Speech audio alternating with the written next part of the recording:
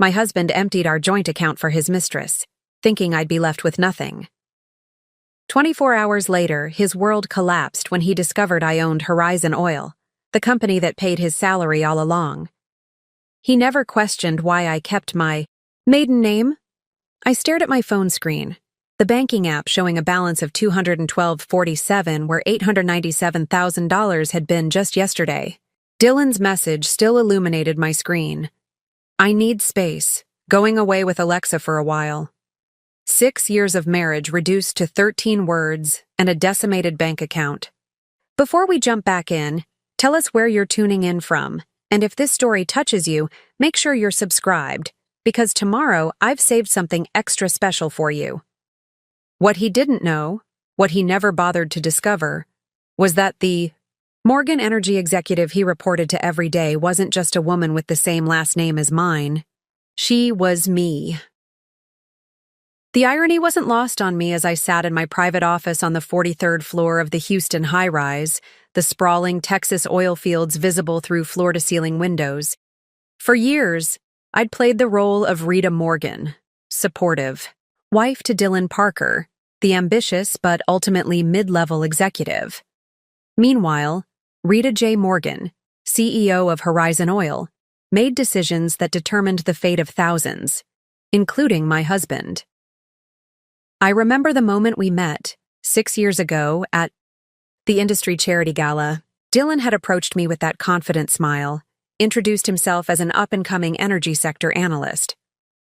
"And what do you do?" he'd asked, his eyes already revealing he'd categorized me based on my appearance. "I work in oil," I'd said, simply. "Oh, administration? Human resources?" he'd replied automatically.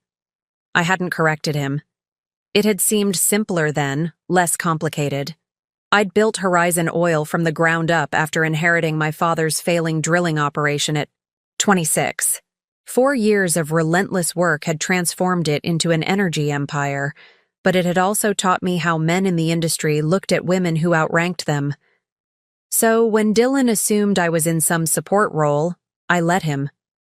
When we started dating and he spoke condescendingly about explaining energy markets to me, I nodded and smiled. When he proposed and suggested I might want to scale back at work to focus on our future family, I agreed without specifying what my work actually entailed. Some might call it deception. I called it self-preservation. Our prenuptial agreement had been meticulously constructed. He'd thought to protect his superior assets and future earnings. He never questioned why I insisted on keeping my maiden name professionally. Brand. Building, I'd explained. He'd found it adorably naive. And now he'd cleared out the account I deliberately kept modest, the one I regularly transferred funds into from my private accounts. The account he thought represented our entire liquid net worth. The glass door to my office opened. Cassandra Reed, my CFO and closest confidant, entered with a tablet in hand. She was the only executive at Horizon who knew the CEO's husband also worked for the company, carefully insulated in a division 3 levels removed from direct contact with me. "He's still in the system," she said without preamble. "Used his corporate card an hour ago. 4 seasons in Maui, 2 guests. Premium ocean view." I nodded, remaining outwardly calm, though my fingers tightened around my phone. "And Jules confirmed the withdrawal?" "Complete drain, except for the minimum balance to keep the account open. $896,787.53 transferred to his private account, then immediately wired to an offshore account established yesterday.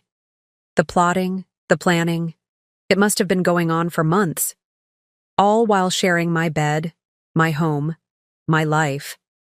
And the woman? Alexa? Cassandra's expression tightened. Alexa Torres, 26, junior analyst in his department, started 8 months ago. Of course.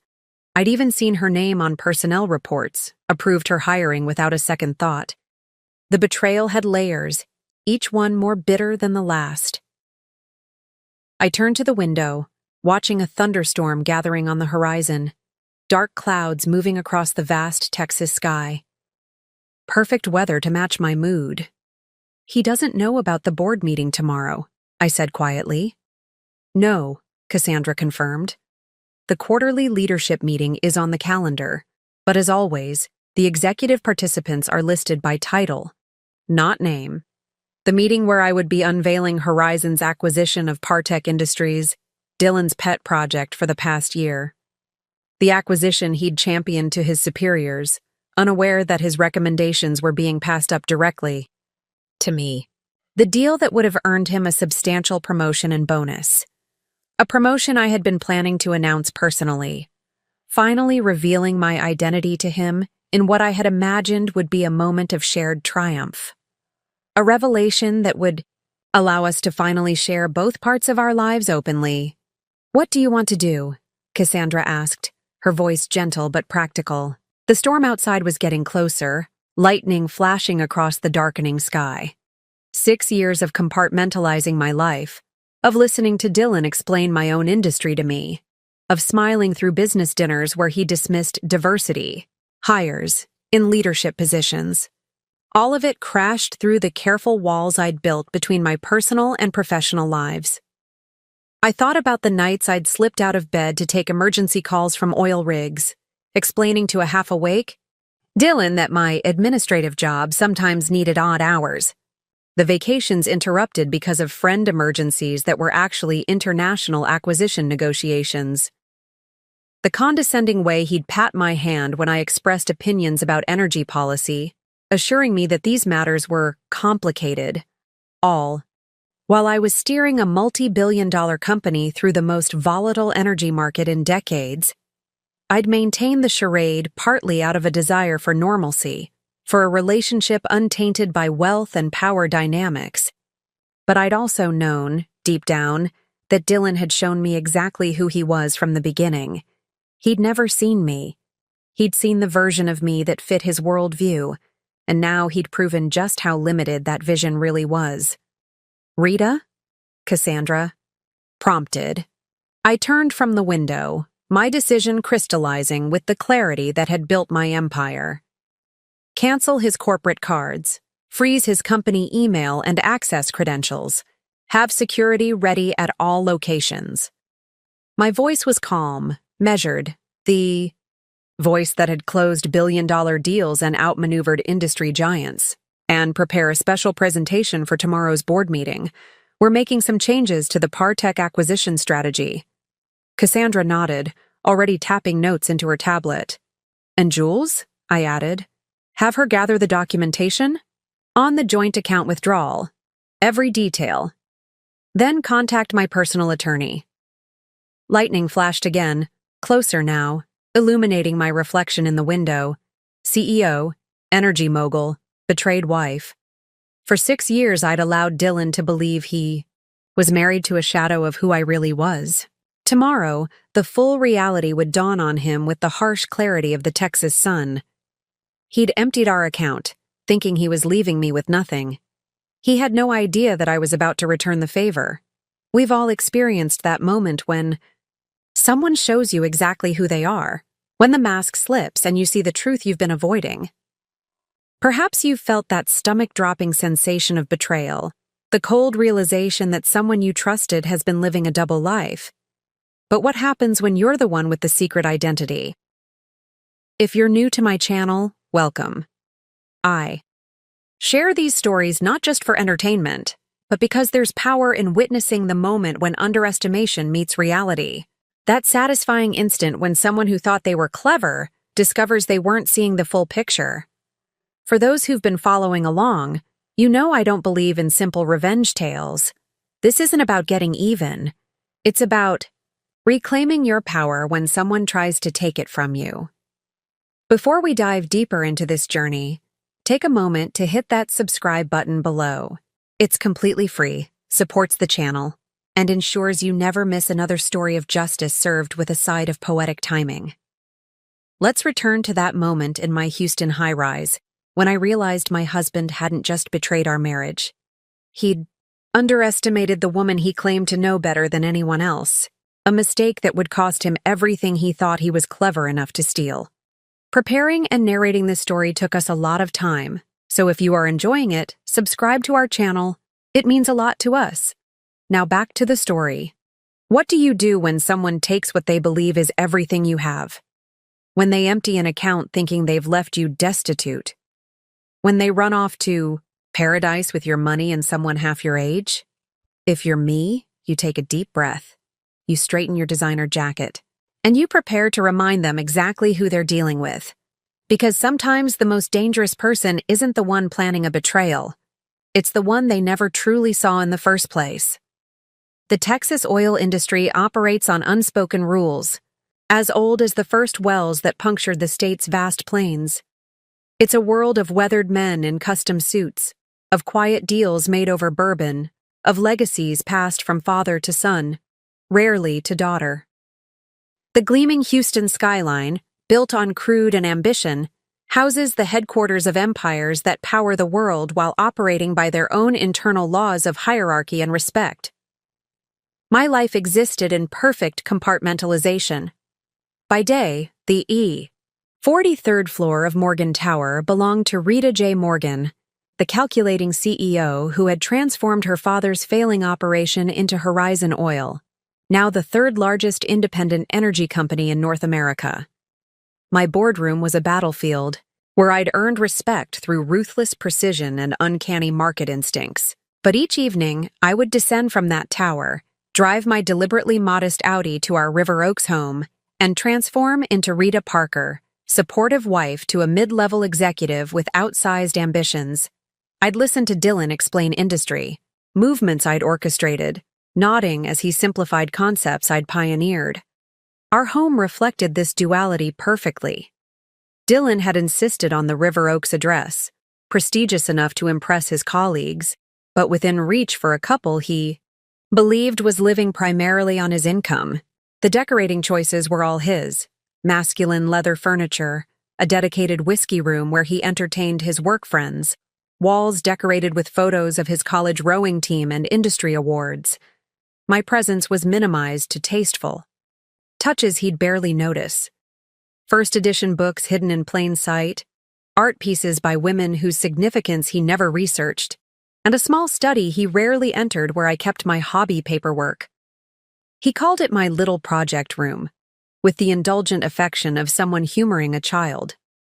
What he never realized was that I'd designed the house with two completely separate internet networks, a voice-activated security system only I could control, and a panic room disguised as a linen closet. Just as he never questioned why I insisted on managing our modest investments myself. In the energy sector, power is measured in barrels, access, and information. The right drilling rights, the right political connections, the right technological innovations, each a currency more valuable than money. The mostly male executive ranks operated on a mixture of merit, connections, and confidence, the latter often substituting for the former. Dylan had been given opportunities because he looked the part. Tall, handsome, with the easy confidence of a man who'd never questioned his right to be in the room. He worked hard, certainly, but his career had benefited from an invisible escalator that seemed to carry men like him upward with minimal effort. I, meanwhile, had built Horizon through strategy and stealth. When I inherited my father's company, most of the board had expected me to sell immediately. Instead, I'd mastered every aspect of the business, from geological assessments to international finance. I'd made myself indispensable by being better prepared than anyone else in any room, and I'd learned quickly to operate behind the Morgan name rather than my face.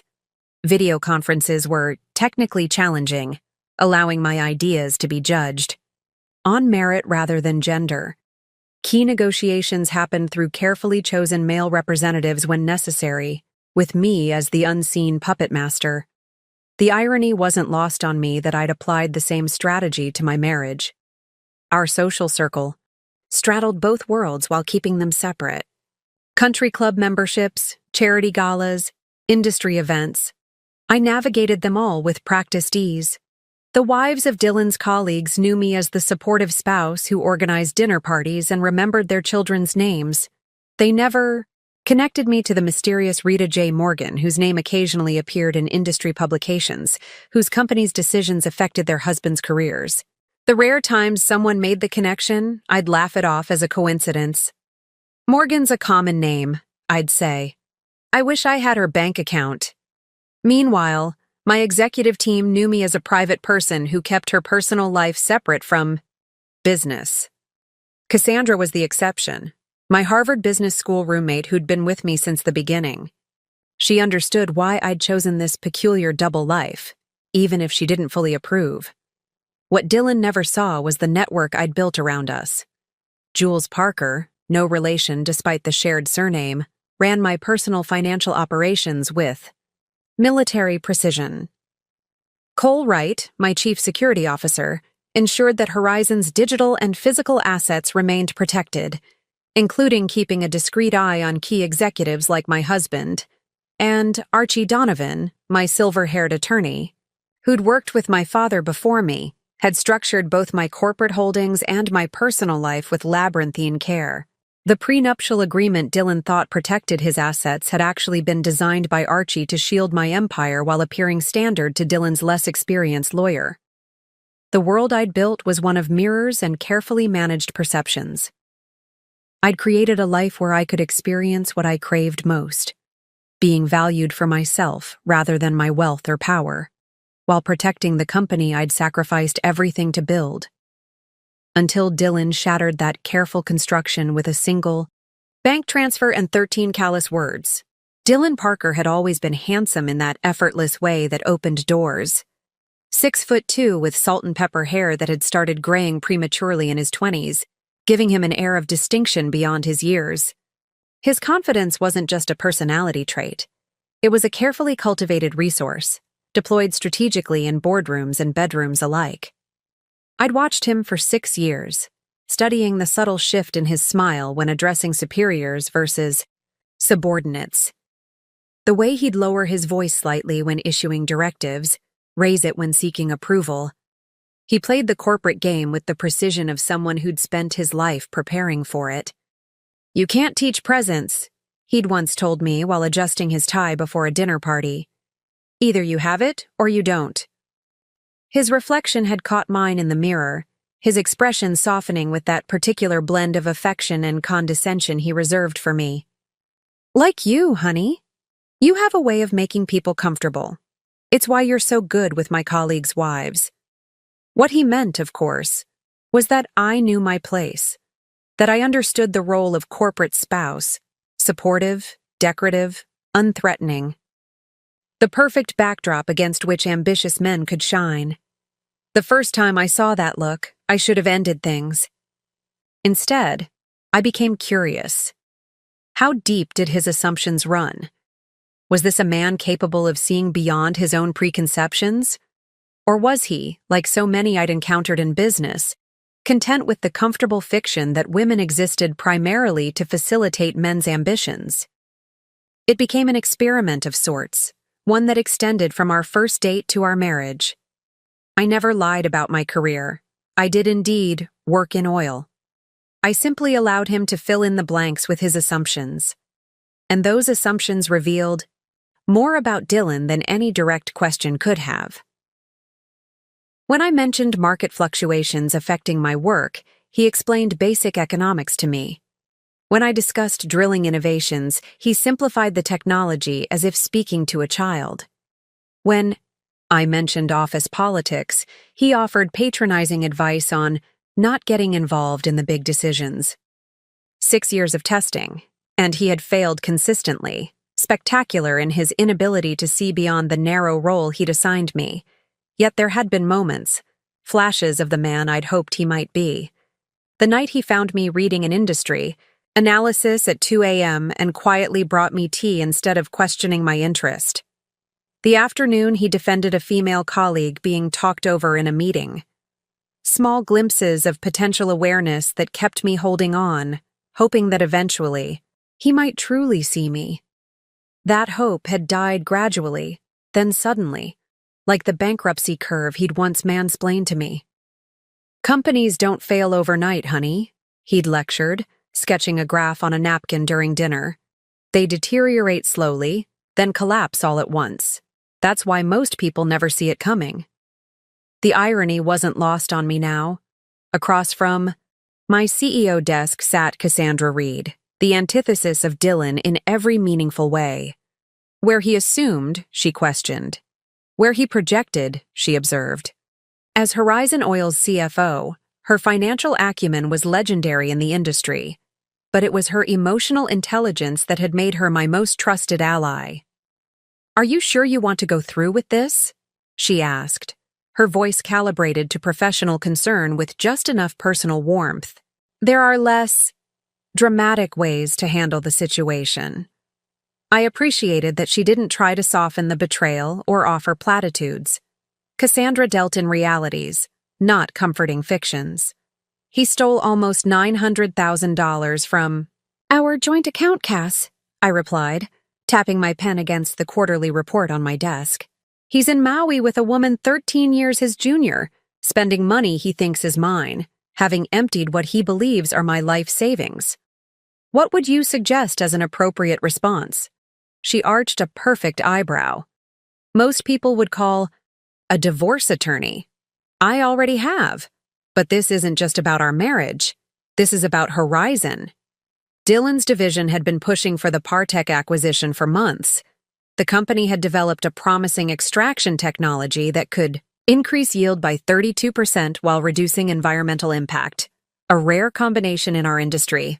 On paper, it was exactly the type of investment Horizon should make.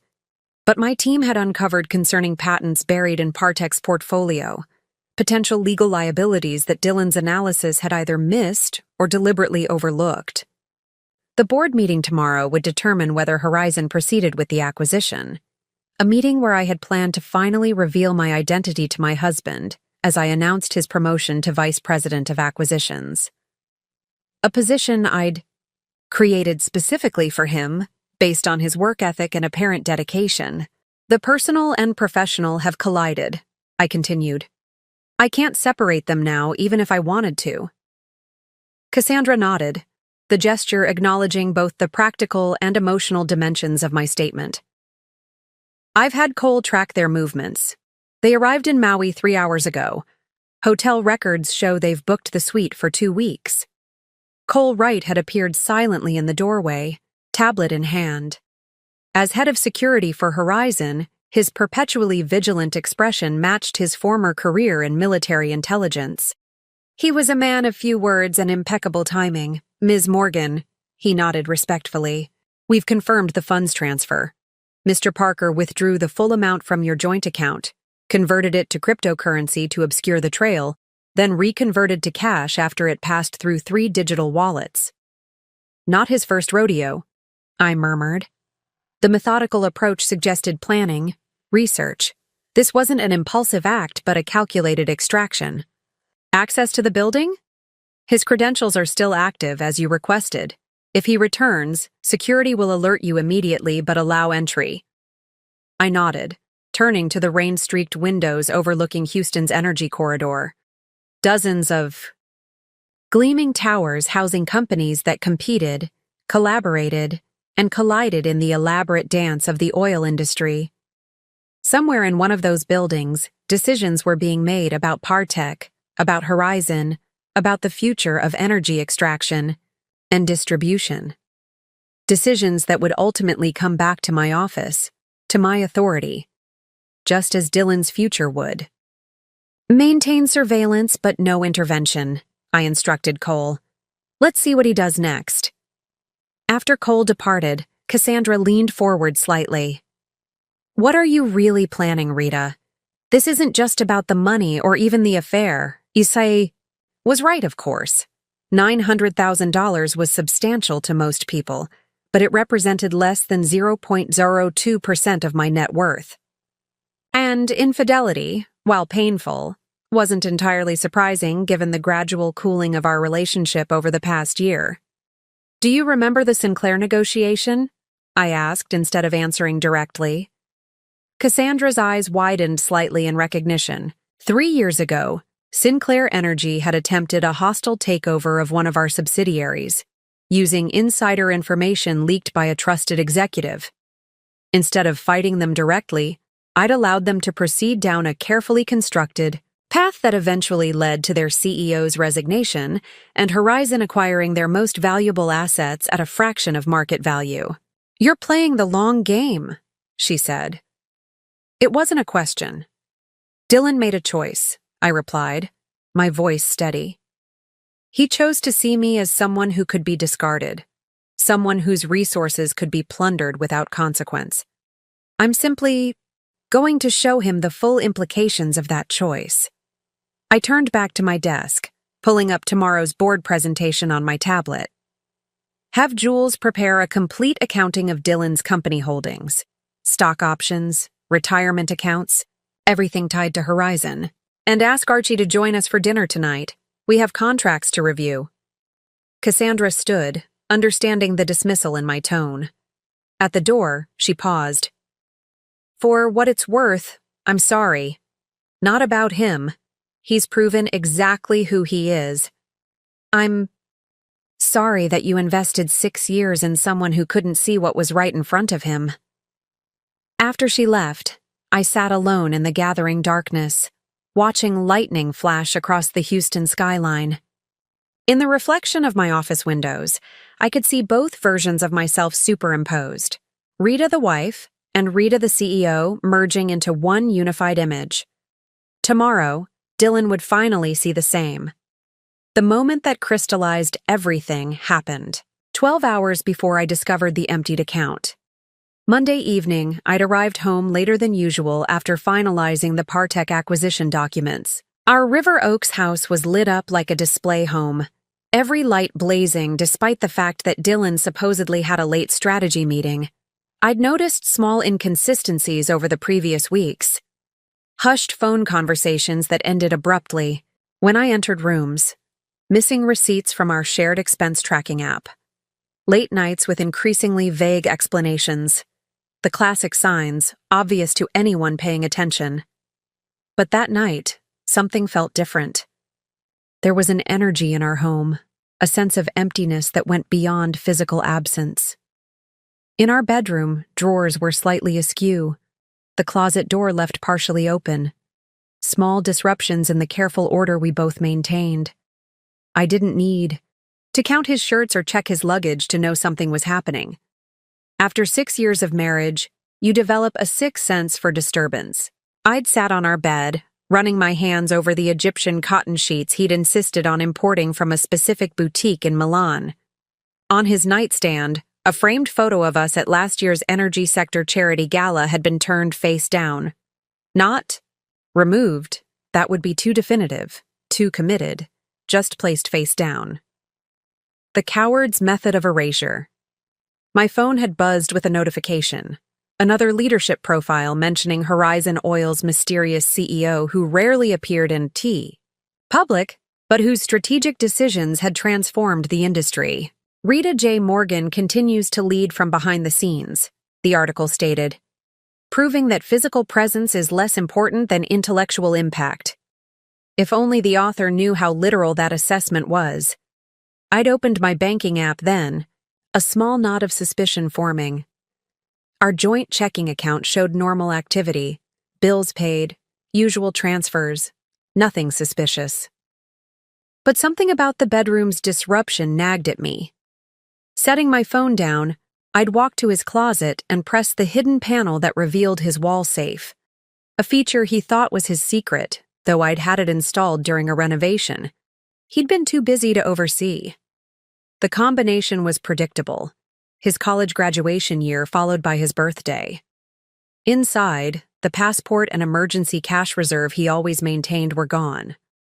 Still, I hadn't jumped to conclusions.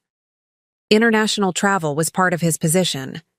Cash was sometimes needed for certain business cultures.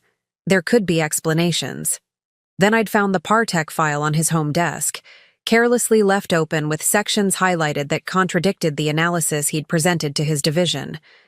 Pages showing potentially problematic patents were marked with his distinctive red slashes, yet his official report had declared the acquisition clean from a legal standpoint. That was when I knew. Not just about the affair, which seemed almost trivial in comparison, but about who my husband truly was. The man I'd married, the man I'd allowed to believe I was less than I am, wasn't just betraying me personally. He was compromising professionally, willing to risk his company's position for whatever incentive Partech had offered him on the side. I'd taken a seat at his desk, pulled out my CEO phone, the secure device only 5 people had the number for, and called Cassandra.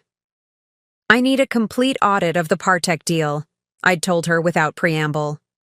"And I need Jules to lock down all our personal accounts except the joint checking. Leave that one accessible." "Rita?" Her voice had reflected rare uncertainty.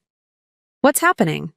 "I'm setting a trap," I'd replied, looking at the highlighted documents, the missing passport, the face-down photograph, with very expensive bait. That night, I'd transferred an additional $500,000 into our joint account, funds that would appear as a routine movement from our investments, but would create an irresistible target. Then I'd packed a small overnight bag and checked into the Four Seasons downtown, the hotel I used when working too late to drive home. I'd slept surprisingly well, knowing what was likely coming.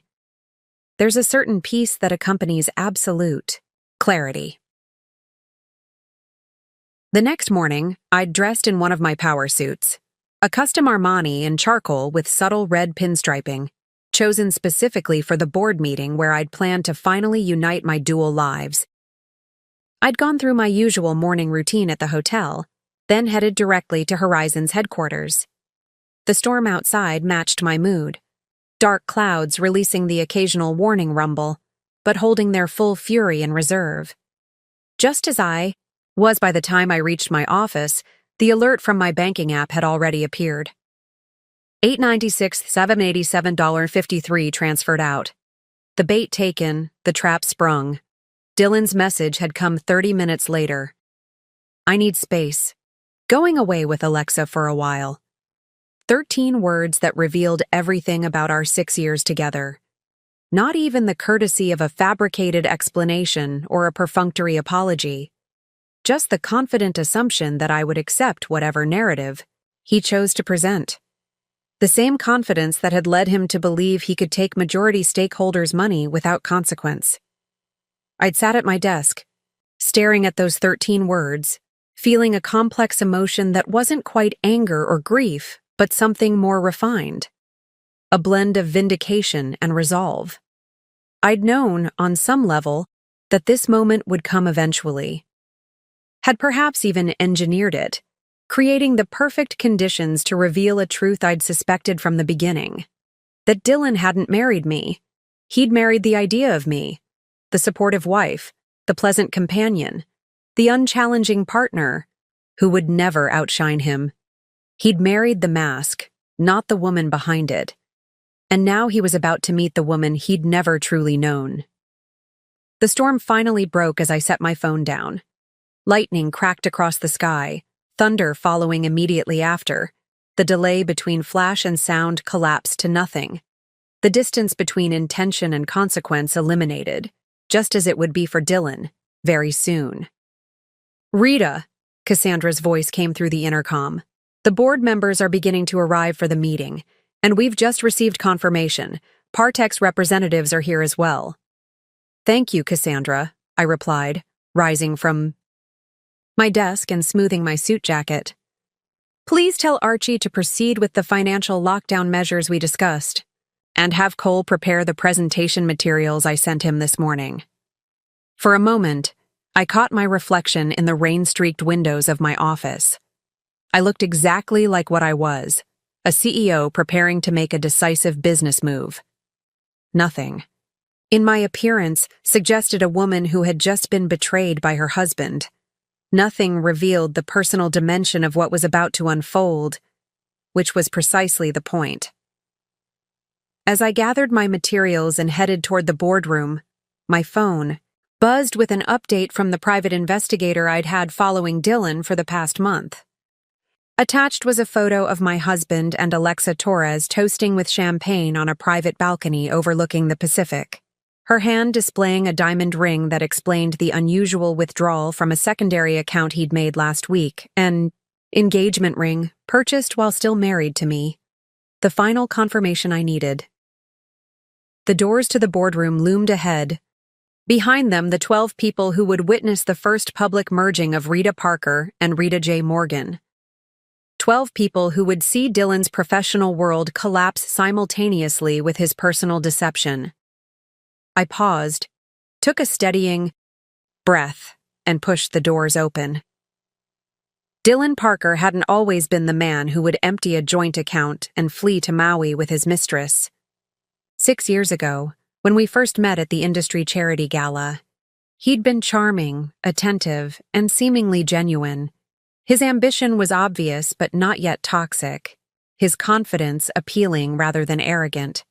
I remember watching him from across the room before he approached me. He moved with the easy grace of someone who felt entitled to occupy any space. Men deferred to him slightly, women tracked his movements. Not because of exceptional looks or wealth, but because he projected certainty in a world of hesitation. "You don't belong here," were his first words to me, accompanied by a smile that softened what might have sounded like an insult. "Excuse me?" I'd replied, genuinely caught off guard. "Everyone else is networking," he explained, nodding toward the clusters of industry executives exchanging business cards and rehearsed pitches. "You're actually looking at the art." He was right. I'd been examining a painting donated by a local artist for the charity auction, an abstract representation of an oil field at sunset. "It's beautiful," I'd said, though the artist took some creative liberties with the environmental impact. He'd laughed then, a genuine sound that reached his eyes.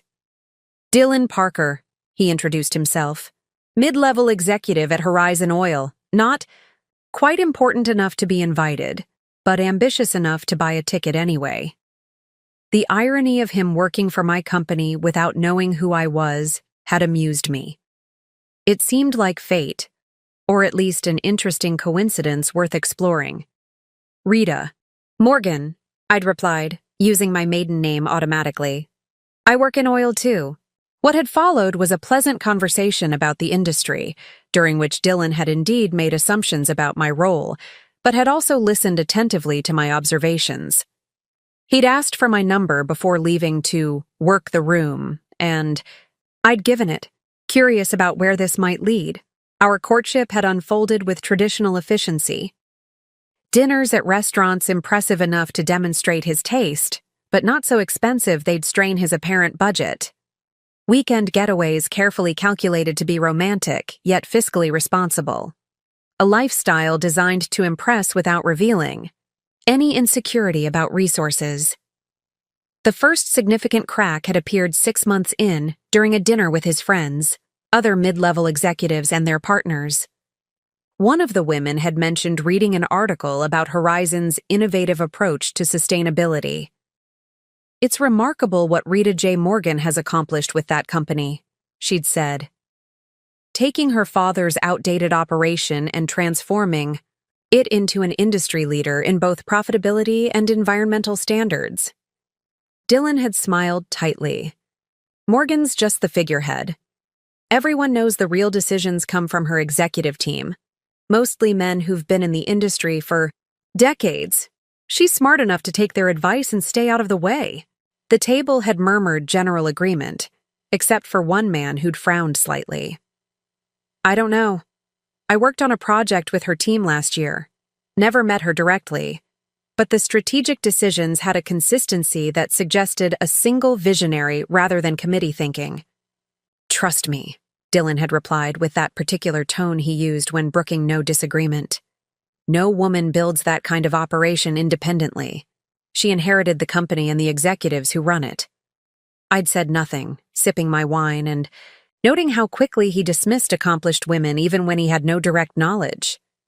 It should have been my warning sign. Instead, I'd seen it as a challenge.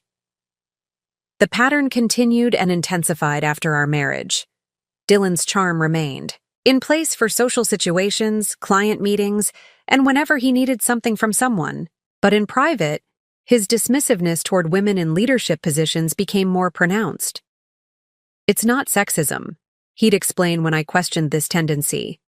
"It's reality. The oil industry requires a certain mentality, a certain approach that's fundamentally masculine. There are exceptions, of course, but they're rare." Meanwhile, his ambition curdled into something darker. Each promotion came with increased expectations for our lifestyle: a larger house, more exclusive memberships, higher-end vehicles. Status symbols became necessities rather than luxuries. I watched the transformation with a scientist's detachment, curious how far it would go, how completely the promising man I'd met would be consumed by his own narrowing perspective. The Partek situation had revealed the final evolution. Dylan had been assigned to lead the assessment team, a significant responsibility that could position him for the VP role he coveted. Initial reports had been thorough and promising. Partek's extraction technology could revolutionize Horizon's efficiency while reducing environmental impact. But then something had changed. His enthusiasm for the deal intensified beyond the data's support. He began dismissing concerns raised by his team members. The legal review he submitted glossed over potential patent issues that should have raised red flags. A week before the board meeting, I'd had Cole quietly investigate. The results were illuminating. 3 private meetings between Dylan and Partek's CEO at a discreet cigar bar in the warehouse district, a wire transfer of $50,000 to a newly established offshore account, 2 calls with a luxury real estate agent in Aspen about properties far beyond a Horizon executive's salary range. My husband had graduated from dismissing women to dismissing ethics. The affair with Alexa Torres had started around the same time as the Partek negotiations intensified. Security footage showed them leaving the office together, their professional distance carefully maintained until they reached her apartment building. Credit card statements revealed dinners at restaurants deliberately far from our usual haunts, hotel charges disguised as conference accommodations. Their relationship wasn't the cause of Dylan's moral compromise. It was a symptom. Both represented his belief that he deserved more than he had, regardless of who got hurt in the process. The most revealing moment had come just 3 days ago, during what would be our last dinner together. I'd intentionally mentioned concerns about our finances, testing whether he would reveal any of his plans. "I'm a little worried about our savings," I'd said casually. "The market's been volatile lately." He'd reached across the table, patting my hand with patronizing affection. "Don't worry your pretty head about that, honey. I've got everything under control. In fact, I'm working on something that's going to change everything for us. Just trust me." There it was, the perfect opportunity to come clean, to treat me as a partner rather than a possession. Instead, he'd offered condescension paired with the lie of omission. That was when I'd decided to let the trap spring shut, to stop observing the experiment and start acting on its results. As I prepared to enter the boardroom, I thought about the man Dylan had become. Not a monster, which would have been simpler. Just an ordinary man whose character had gradually corroded under the acid of unexamined privilege and unchallenged assumptions. A man who believed he could take what wasn't his, money, company secrets, another woman's future, without consequence. Man about to discover just how wrong he was. The Horizon Oil boardroom embodied understated power. 20 feet of polished black walnut table surrounded by ergonomic leather chairs, floor-to-ceiling windows showcasing Houston's skyline, and discreet technology that appeared only when needed. The room was designed to focus attention on the people within it, rather than its own opulence. As I entered, 12 faces turned toward me, 10 board members and 2 Partek representatives. Cassandra was already seated at her customary position near the head of the table, tablet ready, expression neutral save for the slight arch of her eyebrow that acknowledged our shared understanding of what was about to unfold. "Good morning," I greeted them, moving to the CEO's position at the head of the table. "Thank you for accommodating the earlier start time." Most of the board members had worked with me for years, though our interactions typically happened via secure video conference or through carefully orchestrated in-person meetings, where my identity remained shielded from anyone outside our inner circle. Today would be different. Before we begin, I continued, I'd like to introduce our guests from Partech Industries, Victor Reed, CEO, and Alexa Torres, Junior Analyst. I kept my gaze steady as I said Alexa's name, watching her face for any reaction. She was younger than I'd expected, probably mid-20s with the polished appearance of someone who spent considerable time on self-presentation. Her expression flickered briefly with confusion at my direct acknowledgement, then settled back into professional neutrality. She didn't recognize me. We'd never met formally, despite her affair with my husband. The magnitude of Dylan's compartmentalization was almost impressive. Ms. Morgan, Victor Reed nodded respectfully. It's an honor to finally meet you in person. Your reputation precedes you? As does yours, Mr. Reed, I replied, my tone pleasant but giving nothing away. I've reviewed your technology proposals with great interest. The meeting began with standard procedure, quarterly reports, market projections, operational updates delivered by various executives. I guided the discussion with practiced efficiency, demonstrating the leadership style that had built Horizon into an industry powerhouse. Each minute that passed revealed more of my hidden strength to the Partech representatives. The decisive authority in my directives. The comprehensive understanding of complex technical issues. The sharp questions that cut straight to the heart of financial projections. This wasn't the performance of someone who had inherited power. It was the natural expression of earned expertise. I noticed Alexa's growing discomfort as the meeting progressed. She kept glancing at her phone, then back at me with increasing frequency. I could almost see the gears turning as she tried to place my face, my name, wondering why something felt familiar yet wrong. An hour into the meeting, we reached the Partech discussion. The acquisition proposal appeared on the room's displays, projected, purchase price, integration timeline, projected ROI. I asked Victor Reed to present his company's perspective. Partech's extraction technology represents a quantum leap forward, he began, standing to address the board. Our proprietary methods have demonstrated a 32% increase in yield during field tests, with a corresponding 18% reduction in environmental impact. He continued his pitch with the confidence of someone who believed the deal was already secured. Behind his polished presentation, I noted the occasional glance toward Alexa, subtle signals passing between them. Not romantic, strategic. After he finished, I smiled pleasantly. Very impressive, Mr. Reed. I have just a few questions before we proceed. What followed wasn't the gentle inquiry he expected. Instead, I systematically dismantled Partech's proposal, highlighting patent vulnerabilities their legal team had attempted to obscure, pointing out methodological flaws in their field tests, and questioning financial projections that appeared artificially inflated. These patent issues, I said, displaying documentation on the room's screens, present significant liability concerns, particularly this technology component, which appears to infringe on existing patents held by 3 different companies. Victor Reed's confident demeanor faltered. Our legal team has assured me. Your legal team missed critical details, I interrupted smoothly. Or perhaps they were instructed to overlook them. The room grew tense as the implications became clear. The Partech proposal wasn't just flawed, it was potentially fraudulent. There's also the matter of the field test data, I continued, bringing up side-by-side comparisons of their reported results versus our independent assessment. Our analysis indicates significant discrepancies that call the entire technology claim into question. Victor Reed's face had paled noticeably. Alexa Torres was now staring openly at me, her expression a mixture of shock and growing recognition. Furthermore, I said, we have evidence suggesting improper influence was exerted on the Horizon assessment team assigned to evaluate this acquisition.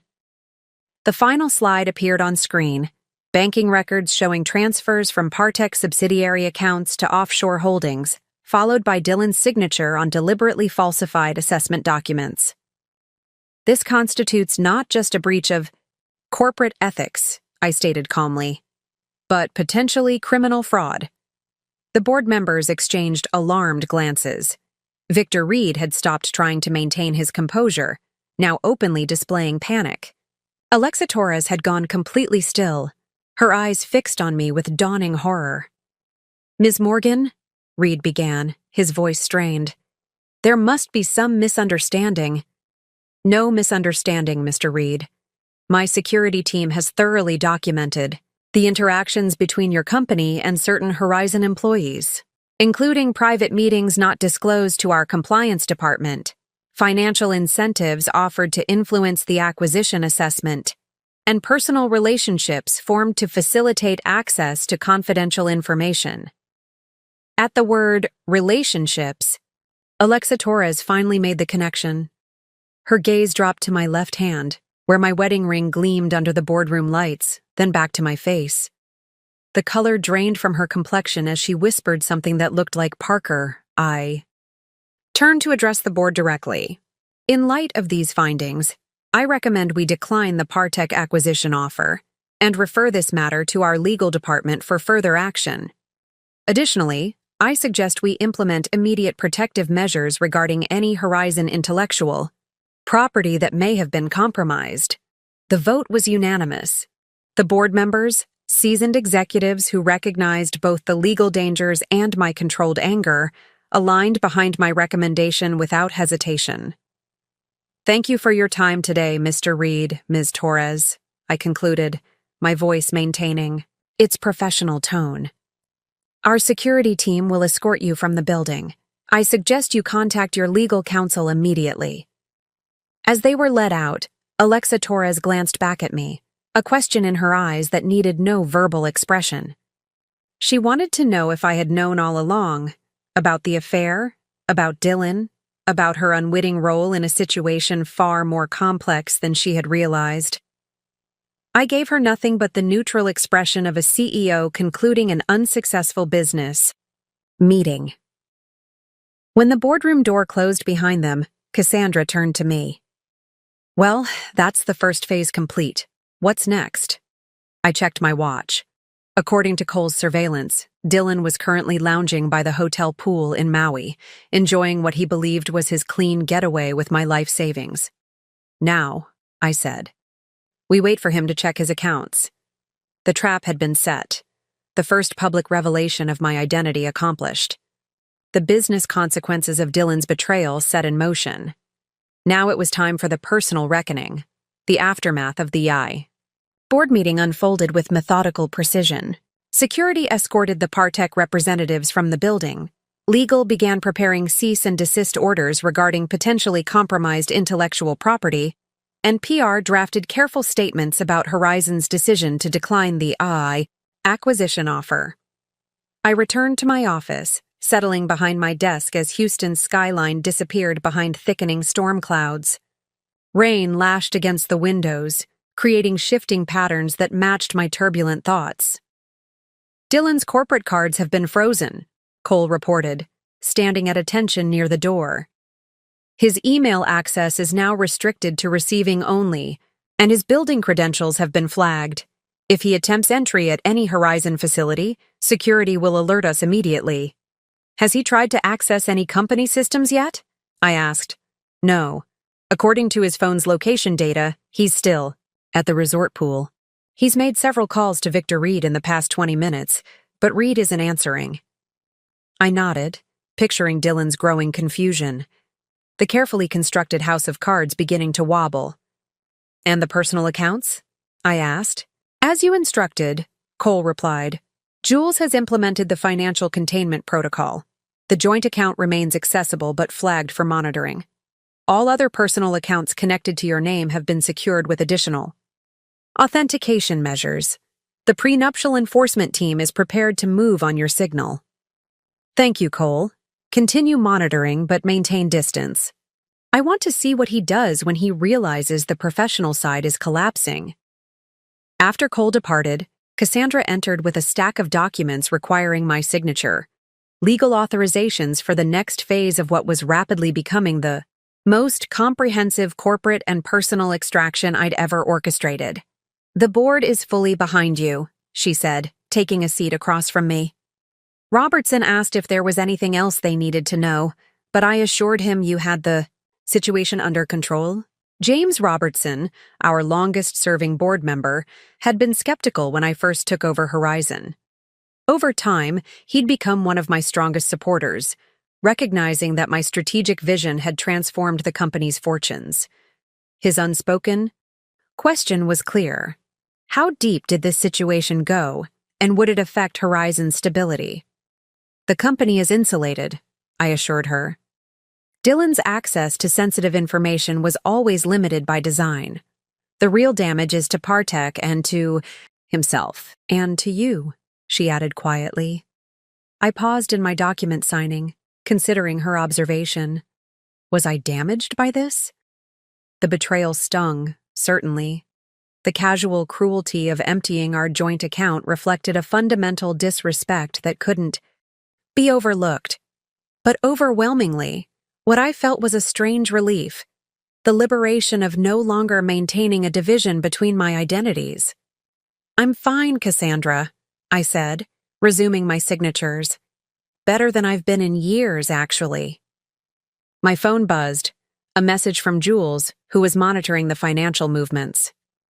"He's checking the accounts," the text read. "Just attempted access to your private banking portal. Authentication measures blocked him."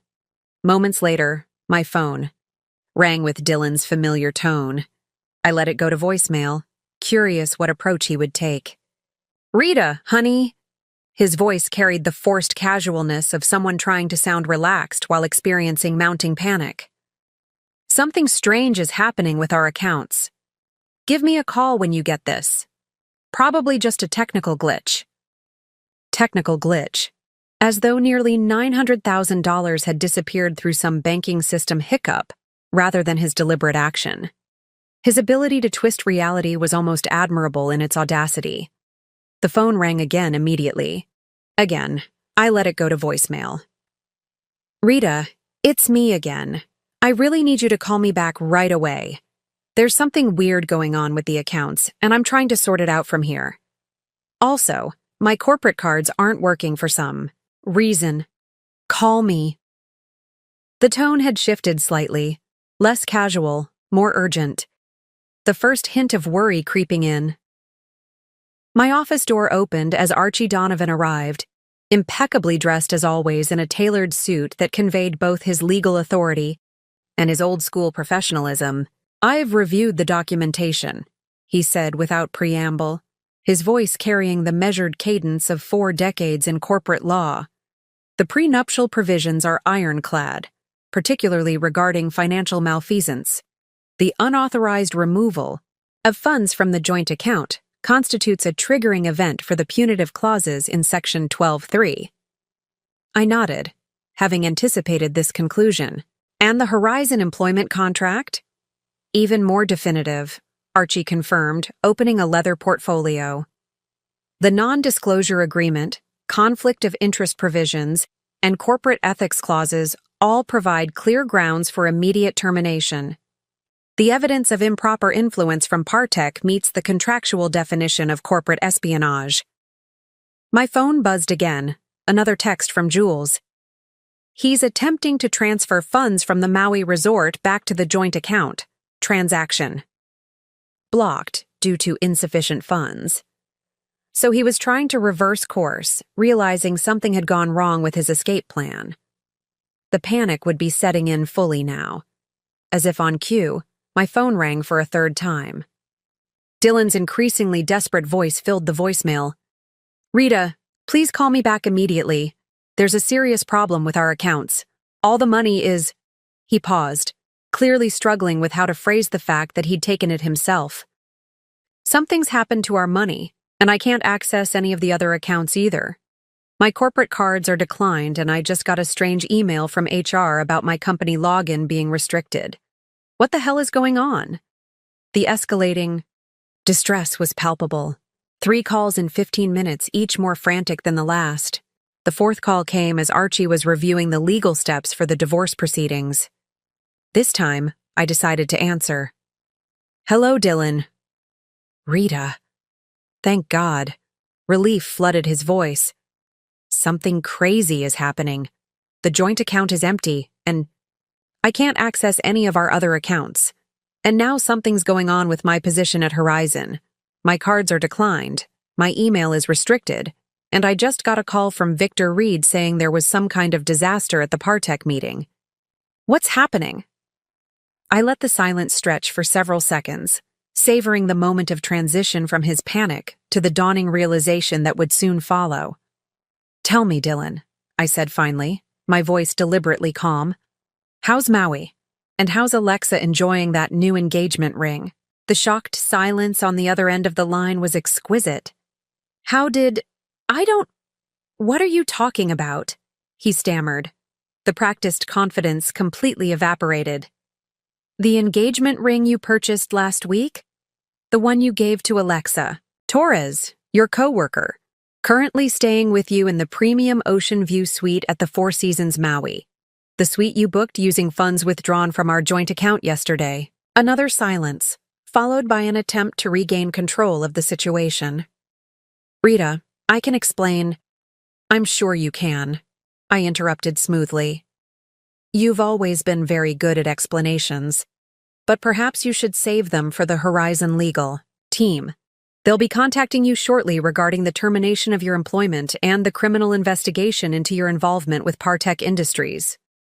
"Criminal investigation? What are you talking about? I haven't done anything wrong."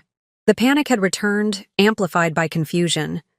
The offshore account containing the $50,000 bribe from Partech suggests otherwise, as does your falsified assessment of their patent situation.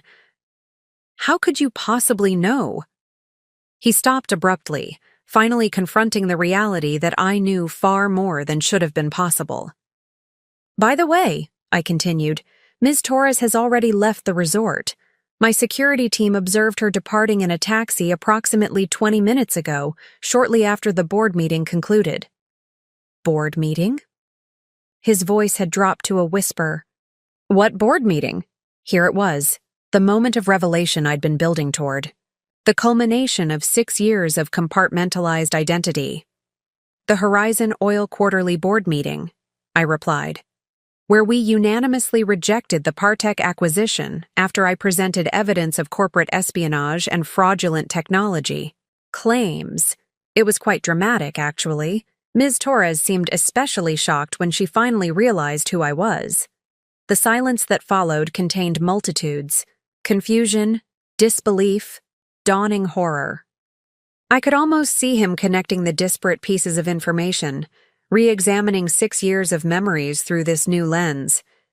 "Rita," he finally managed, his voice barely audible. "What are you saying?" "I'm saying, Dylan, that you didn't just empty a joint account and betray your wife. You stole from and betrayed Rita J. Morgan, CEO of Horizon Oil, your employer and the woman who's been watching your ethical compromises and infidelity with increasing disappointment." The sound of him sitting down heavily came through the line, the weight of realization finally hitting home. "That's not possible," he whispered. You can't be." "But I am," I replied simply. "And I always have been." The silence on the phone stretched until I wondered if Dylan had disconnected. Finally, his voice returned, strained and barely recognizable. "How long?" he asked. "How long have you been this?" "I inherited Horizon Oil from my father 8 years ago," I replied evenly. 2 years before we met. I've been CEO the entire time we've known each other. But your name? You said you were Rita Morgan, not Rita J. Morgan. Morgan is my maiden name. I kept it professionally when we married. You never asked what the J stood for." I could hear his breathing change as he processed this information, mentally reviewing countless moments that would now appear in a completely different light. "All those charity events," he said slowly. "The late nights you said were for volunteer work, board meetings, investment negotiations, operational crises, the trips to visit your college friend, industry conferences, international partner meetings, acquisition discussions. Another long pause. And I just never knew? You never asked, Dylan. Not once in 6 years did you ever ask about my work beyond the most superficial questions. You made assumptions from the beginning, and I let them stand. Why? The question emerged raw with genuine bewilderment. Why would you hide this from me? Why pretend to be something you're not? It was a fair question, perhaps the only fair one he'd posed throughout our relationship. I owed him at least this much: honesty. At first it was curiosity, I admitted. When we met and you immediately assumed I was in some administrative role, I was intrigued by how quickly you categorized me. I wanted to see if you'd correct that assumption on your own. And after that, after we were serious, after we married, there were 1,000 opportunities to tell me the truth. There were, I agreed. And there were 1,000 moments when you explained my own industry to me, when you dismissed female executives as figureheads, when you treated my opinions as cute but uninformed. Every time I considered revealing the truth, you gave me another reason to maintain the separation. I could almost see him shaking his head, trying to rewrite the narrative in a way that made him less culpable. This is insane. You've been lying to me for our entire relationship. Not lying, I corrected. Withholding. There's a distinction. I never claimed to be anything I wasn't. I allowed you to fill in the blanks with your own assumptions. Semantics, he snapped, anger replacing shock. You deliberately misled me. Perhaps, I conceded. But I'm curious, Dylan. Would you have pursued me if you'd known who I truly was? If you'd known I outranked you professionally, earned exponentially more, and would never need your financial support? His hesitation provided the answer neither of us wanted to verbalize. And more importantly, I continued, would you have emptied our joint account if you'd known who you were stealing from? Silence again, heavier this time. This is why you were able to track everything, he finally said. The offshore accounts, Partech, Alexa. You had your security team following me. Yes, you've been spying on me. His indignation would have been comical under different circumstances. I've been protecting my company from potential compromise, I corrected. Your meetings with Victor Reed raised red flags in our security protocols. The personal surveillance was a secondary concern, though instructive. Another long pause. When he spoke again, his voice had changed. Calculation replacing shock. The businessman re-emerging from the stunned husband. So what now? You've made your point. You're not who I thought you were. But we can work through this. People have overcome worse in marriages. I almost admired his pivot, from discovery to damage control in under 5 minutes. It confirmed every assessment I'd made of his character. I'm afraid working through this isn't an option, Dylan. I've already initiated divorce proceedings citing financial misconduct and infidelity. The prenuptial agreement you signed has specific provisions that activate under these exact circumstances. What? Provisions? Wariness crept into his tone. Complete forfeiture of all marital assets and property, for one. The River Oaks house, the vacation properties, the investment accounts. They all revert solely to me. That can't be legal, he protested. No court would. Your lawyer approved the language, I reminded him. Archie was quite impressed with how readily you signed after only a cursory review. I believe your exact words were, I don't need this, but if it makes you feel secure, I'm happy to sign. I could hear him moving around the hotel room now, agitation translating to physical restlessness. Fine, the divorce is your choice, but my position at Horizon is separate. You can't just terminate me because our marriage failed. Your termination has nothing to do with our marriage, I explained. It's based on documented evidence of corporate espionage, accepting bribes from a competitor, and falsifying critical assessment documentation. The board voted unanimously after reviewing the evidence. Evidence that you gathered by spying on me. Evidence that was gathered through standard corporate security protocols when unusual contact with a potential acquisition target was flagged. The same protocols that would apply to any executive under similar circumstances. I checked the time, 10 minutes since Cole's last update. By now, hotel security should have delivered the formal termination packet to your room. It contains details of the severance agreement, which is more generous than legally required given the circumstances. As if on cue, a knock sounded in the background of our call. That would be them now, I said. Wait. Dylan's voice took on the desperate edge of someone seeing their last options disappearing. The money. I can return the money from the joint account. I'll transfer it back immediately. That won't be necessary. The amount you took is insignificant in the larger picture. Insignificant? His voice cracked slightly. It was almost $900,000. Yes, I confirmed, unable to keep a hint of satisfaction from my tone. A rounding error in my actual financial holdings, though I appreciate the insight into your character the theft provided. Another knock, more insistent this time.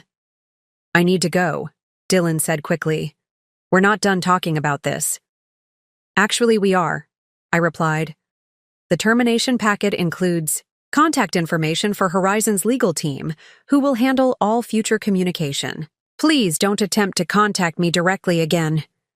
Rita, wait. I ended the call, setting my phone down on the desk with deliberate care. For a moment, I sat completely still, absorbing the finality of what had just occurred. 6 years of compartmentalized identity collapsed into 15 minutes of revelation. Cassandra, who had witnessed the entire conversation, studied me with concern. Are you okay? I considered the question seriously. The marriage was over. The carefully constructed firewall between my personal and professional lives had been dismantled. The man I'd chosen to share my life with had proven himself exactly what I'd feared. From the beginning, someone who valued me only for what he believed I was, not who I actually was. Yet alongside the grief and disappointment ran a powerful current of relief. The exhausting work of maintaining separate identities was finished. The energy I'd expended navigating Dylan's limitations could now be redirected elsewhere. I'm okay, I said, surprised to find it was true. Better than okay. I feel clarified. My phone lit up with a text from Cole. Package delivered. Subject received termination documents. Security monitoring maintained. Another text followed from Jules. Financial containment complete. All accounts secured. Prenuptial enforcement. Protocols active. And finally, a message from Archie. Divorce filing submitted. Judge Warren assigned to case. Expedited hearing granted due to circumstances. The machinery I'd set in motion was operating with perfect precision, dismantling Dylan's position as methodically as he'd attempted to dismantle our financial foundation. What will you do now? Cassandra asked quietly. I turned to the rain-streaked windows, watching lightning illuminate the Houston skyline. The storm was passing, the dark clouds beginning to thin at the edges. Now I run my company without distraction, I replied. I live in my house without performing a role. I reclaim the energy I've been dividing between two identities. I stood, smoothing my suit jacket with a sense of lightness I hadn't expected. And I never again allow someone else's limitations to define my possibilities. As if responding to my declaration, the sun broke through the clouds, sending a shaft of golden light across the Horizon oil building and into my office. The timing felt significant, not an ending, but an emergence. The phone rang again. Dylan, calling from a different number, desperate to regain control of a situation that had spiraled completely beyond his grasp. He declined the call without hesitation. The point of no return had been crossed long before today, perhaps the moment he'd dismissed me at that first meeting, perhaps when he'd first considered betraying both his marriage and his company, perhaps when I'd allowed the deception to continue past its natural conclusion. But in this moment, Declining his call felt like the first authentic choice I'd made in years. The choice to finally be fully, unapologetically myself. Rita J. Morgan, no longer divided. After declining Dylan's call, I made a decision that surprised even me. "Cassandra, please clear my schedule for the remainder of the day and tomorrow morning." She raised an eyebrow. In our 8 years working together, I'd never voluntarily stepped away during a crisis. "Are you sure?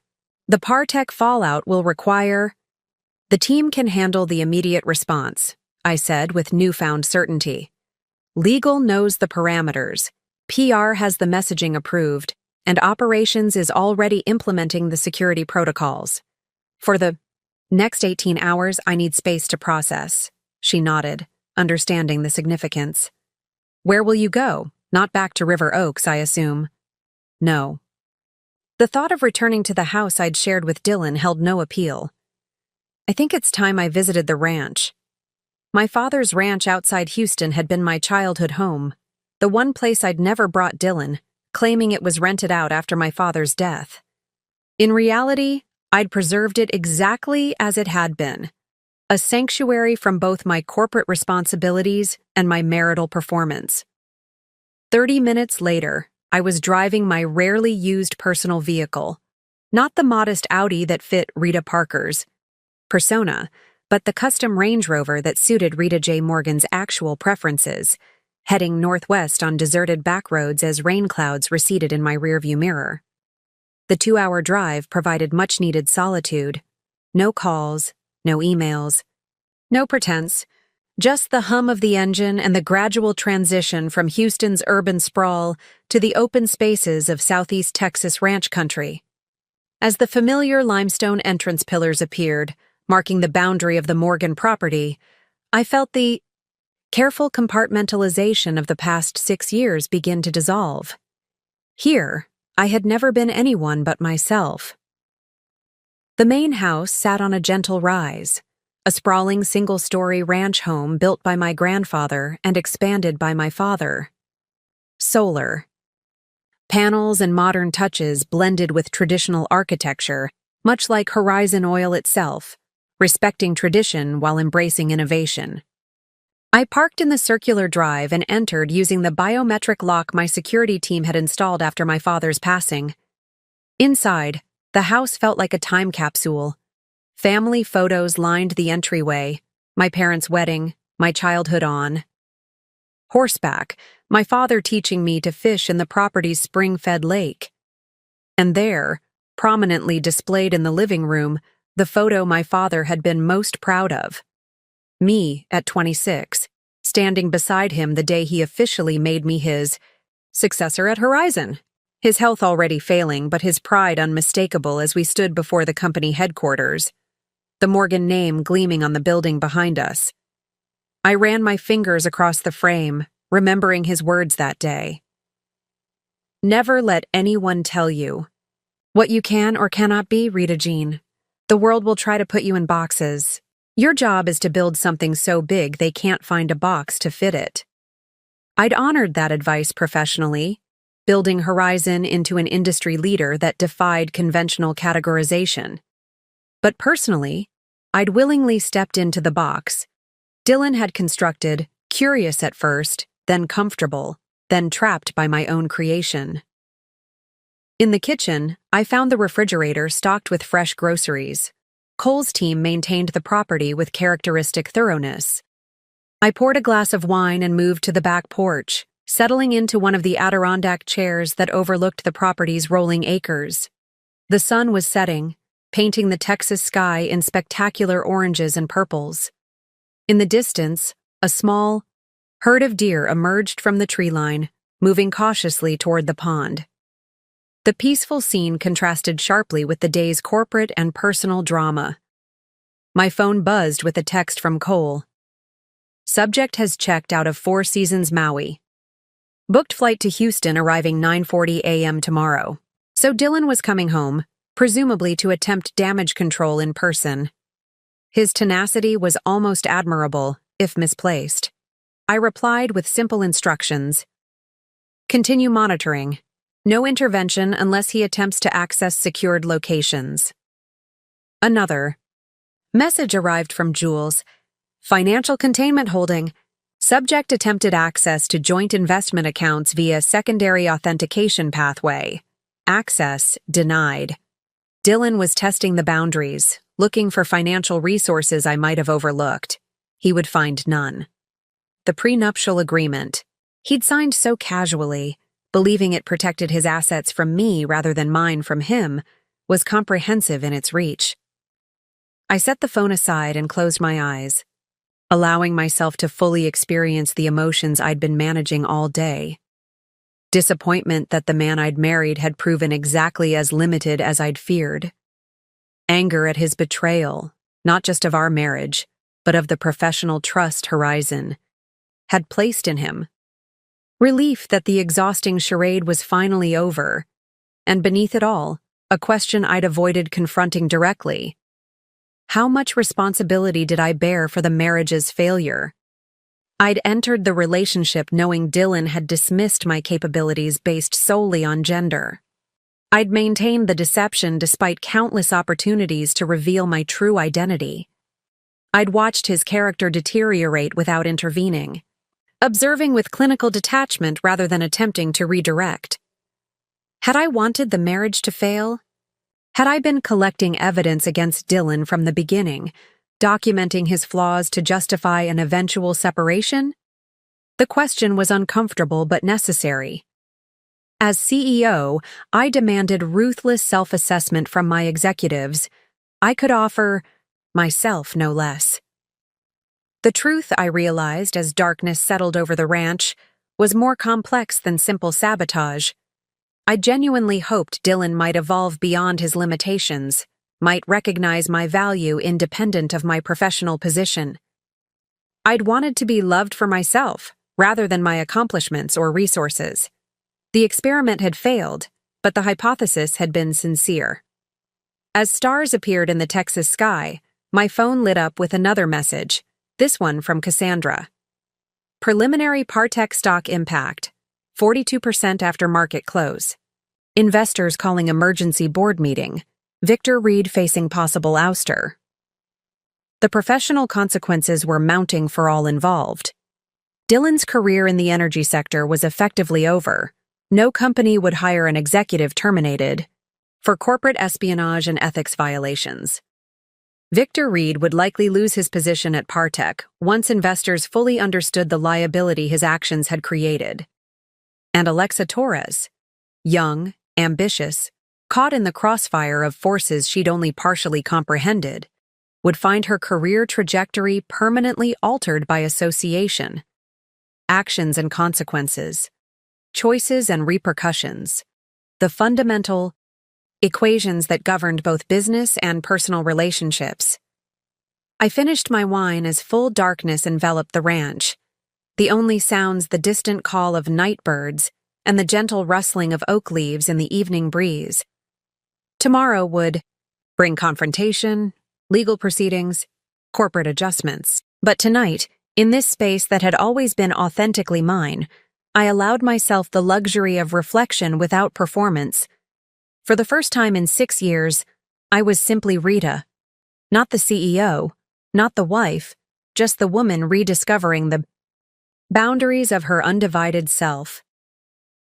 I woke at dawn, the ranch house silent around me. After a lifetime in the energy industry, early rising was embedded in my circadian rhythm.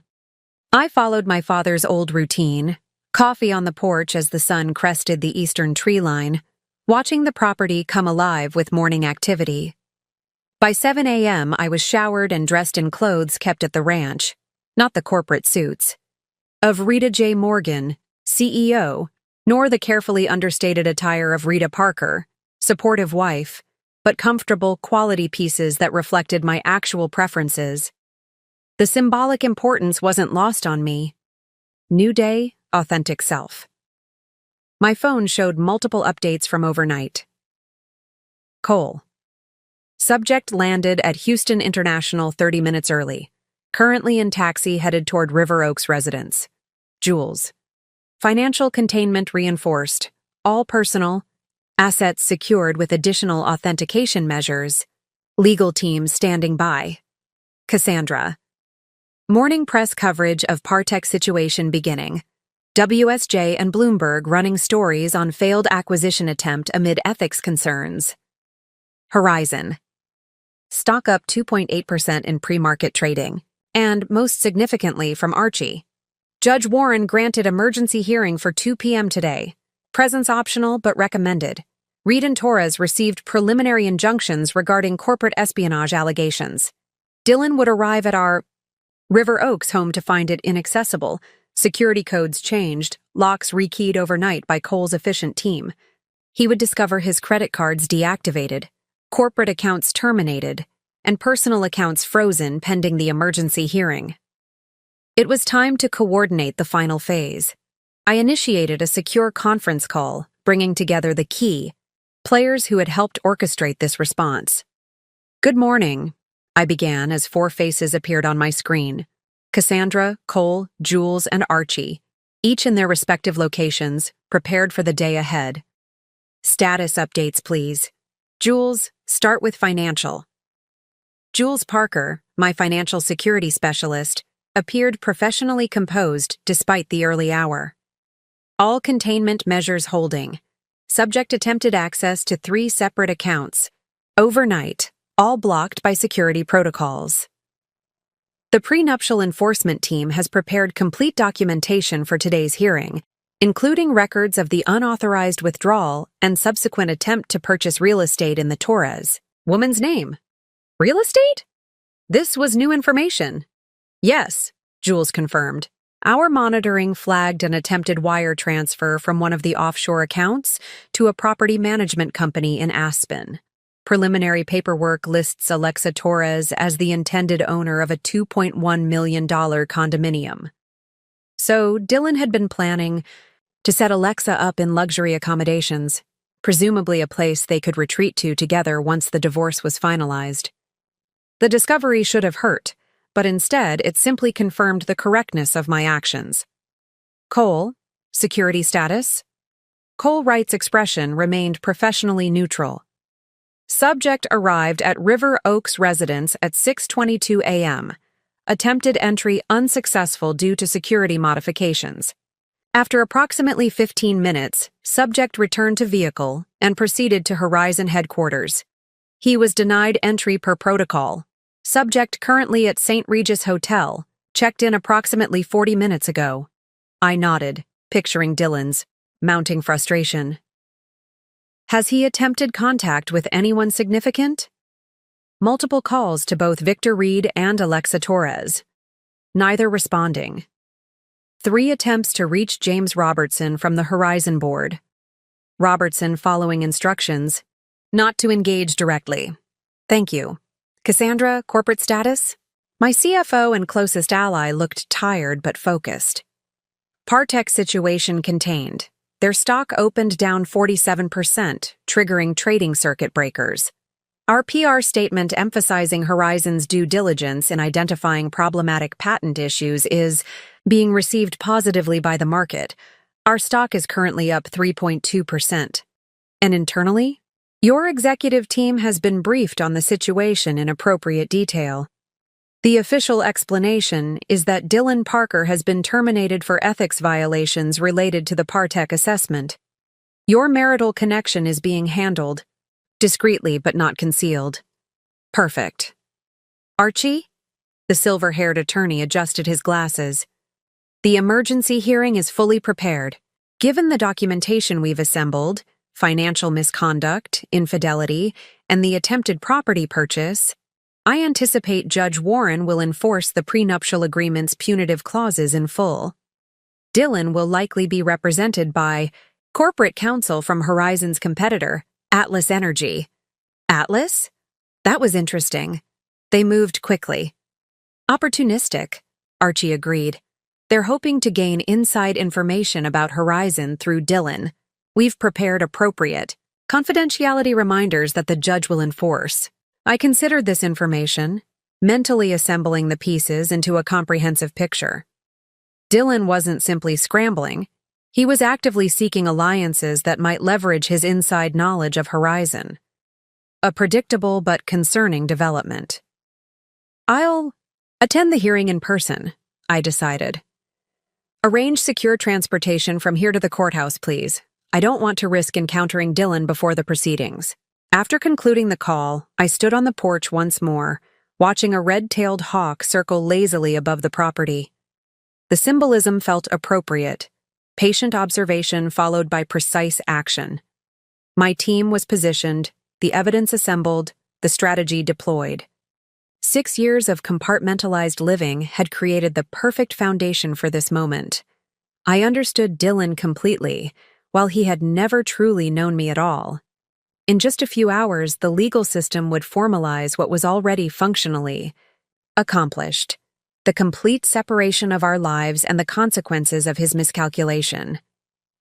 For now, in this brief interval between decision and resolution, I allowed myself one final moment of reflection on the marriage that had been. Not with regret, but with acknowledgement, of lessons learned, of patience maintained, of strength revealed.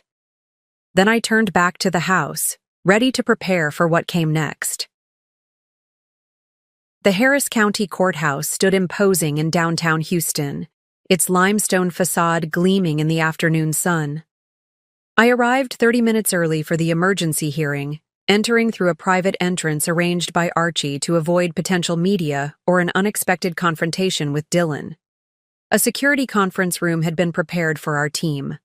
Archie, Jules, and a litigation specialist from Horizon's legal department named Morgan Chen. No relation, though the coincidence of surname had always amused us both. Cole remained outside, coordinating security and monitoring Dylan's approach to the eye. "Courthouse. He's just arrived," Cole reported via secure text, accompanied by 2 attorneys from Atlas Energy Legal. Subject appears agitated but composed. Archie reviewed our documentation one final time.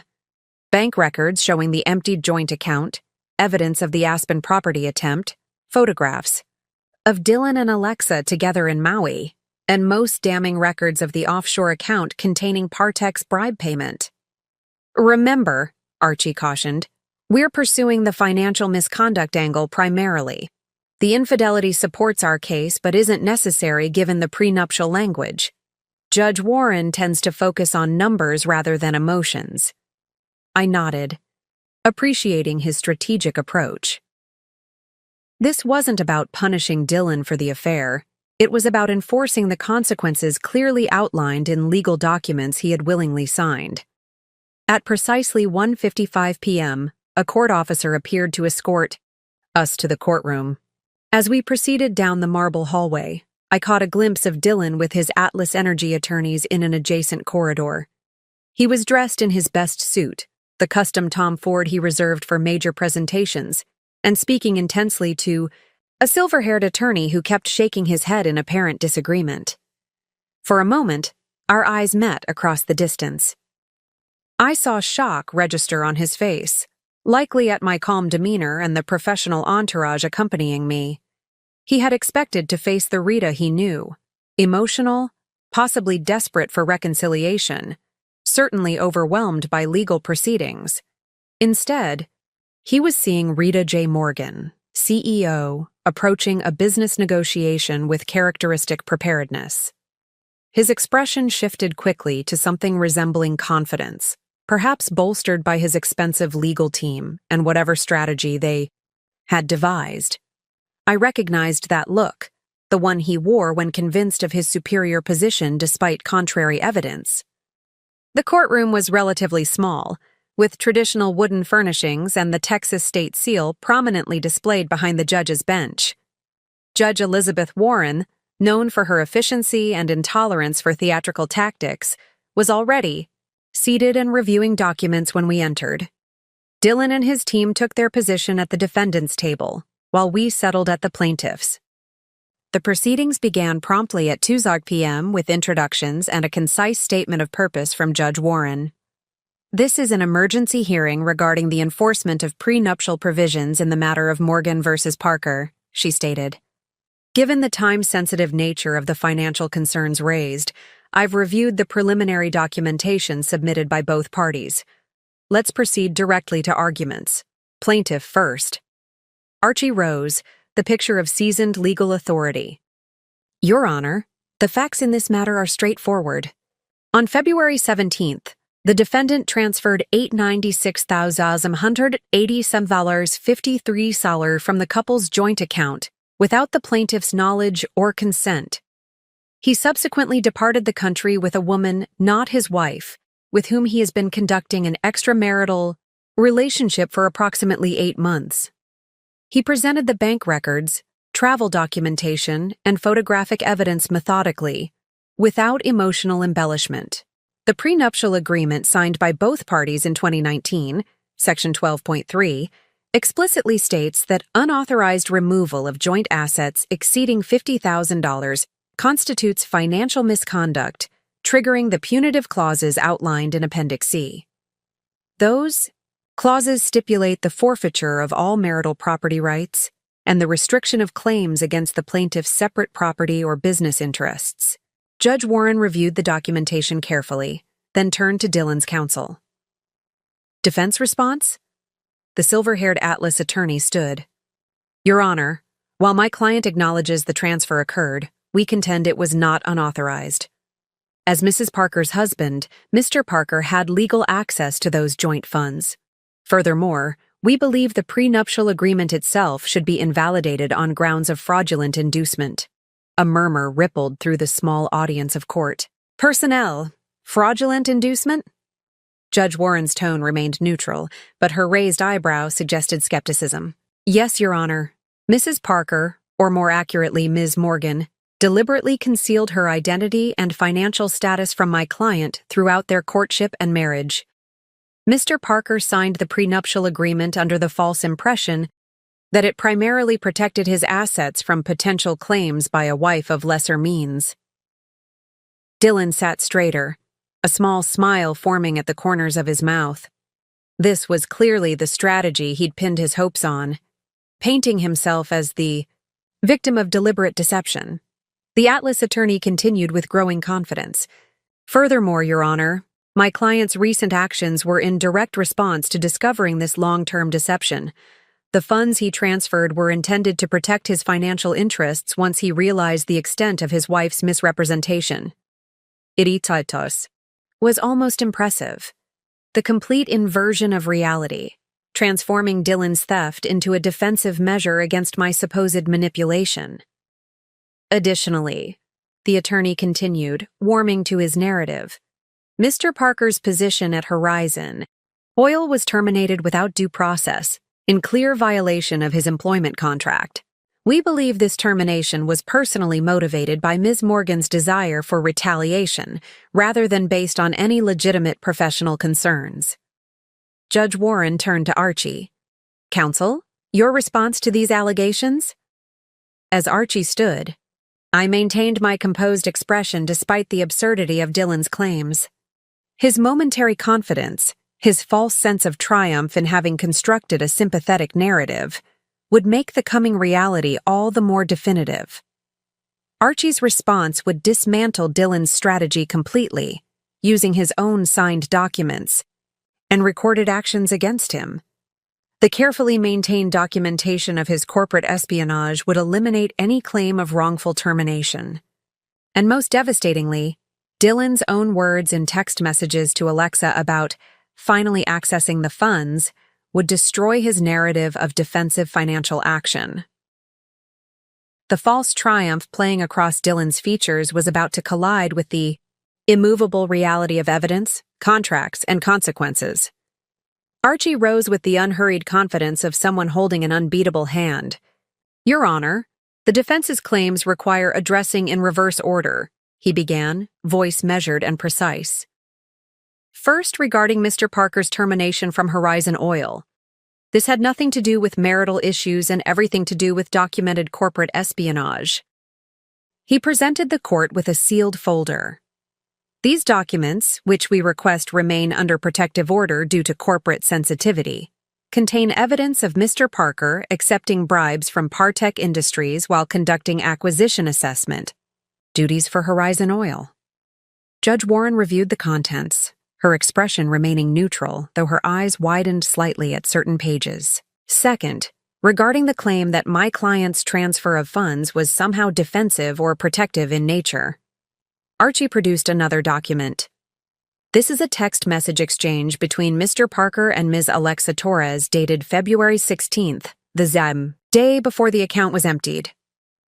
The court officer handed copies to Dylan's attorneys, who reviewed them with growing dismay. As you can see, Mr. Parker writes, and I quote, "Finally accessing those funds tomorrow. Almost $900K should set us up nicely until the divorce is final. She'll never know what hit her until it's too late." Ms. Torres responds, "What about your job?" To which Mr. Parker replies, "Once the Partech deal goes through, I'll have options well beyond Horizon." Dylan's face drained of color as his own words undermined his entire defense. The Atlas attorney placed a restraining hand on his arm, as Dylan shifted forward, clearly wanting to speak. Finally, regarding the fraudulent inducement claim, Archie paused, allowing the absurdity to settle over the courtroom.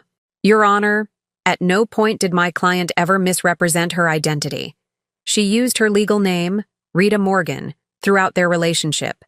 She maintained her maiden name professionally, which is both common and her legal right." He produced the marriage certificate. Mr. Parker knew he was marrying Rita Morgan. The fact that he never inquired about or discovered her professional position as CEO of Horizon Oil reflects his lack of interest in her career, not any deception on her part. The judge turned to Dylan's attorney. "Counsel, your response?" The silver-haired lawyer looked distinctly uncomfortable. "Your Honor, may we request a brief recess to confer with our client?" "Denied," Judge Warren replied firmly. "This is an emergency hearing, not a trial. Your response to the evidence presented?" The attorney cleared his throat. "Your Honor, while the text messages are concerning, they don't change the fundamental issue that Mr. Parker was unaware of his wife's true financial position when signing the prenuptial agreement." "Did your client read the prenuptial agreement before signing it?" Judge Warren asked. "Well, yes, but—" "And did the agreement clearly outline the consequences for unauthorized removal of joint funds?" "Technically, yes, but the context—" "And does Mr. Parker deny transferring these funds without his wife's knowledge or consent?" The attorney glanced at Dylan, who was now staring fixedly at the table before him. "No, Your Honor. But again, the context—" "The context," Judge Warren interrupted, "appears to be that Mr. Parker voluntarily signed a legal document whose terms he now finds inconvenient after violating them." She turned to Archie. "Regarding the corporate espionage allegations, is Horizon Oil pursuing criminal charges?" "Not at this time, Your Honor," Archie replied. "The company has chosen to handle the matter through termination and civil remedies, provided Mr. Parker ceases all contact with competitors regarding Horizon intellectual property or business strategies." Judge Warren nodded, then addressed Dylan directly for the first time. "Mr. Parker, do you wish to make any statement before I rule on this matter?" Dylan finally looked up, his composed facade crumbling. His gaze shifted from the judge to me, equal parts anger and disbelief in his expression. "This is insane," he said, voice strained. 6 years of marriage, and I never knew who she really was. How is that not deception? How is that not fraud? "Did you ever ask her directly about her position at Horizon Oil?" Judge Warren inquired. Dylan hesitated. "Not specifically, but did she ever claim to hold a position different from her actual role?" "No, but she allowed me to believe—" "Mr. Parker," Judge Warren interrupted, "allowing someone to maintain their own assumptions is not fraud.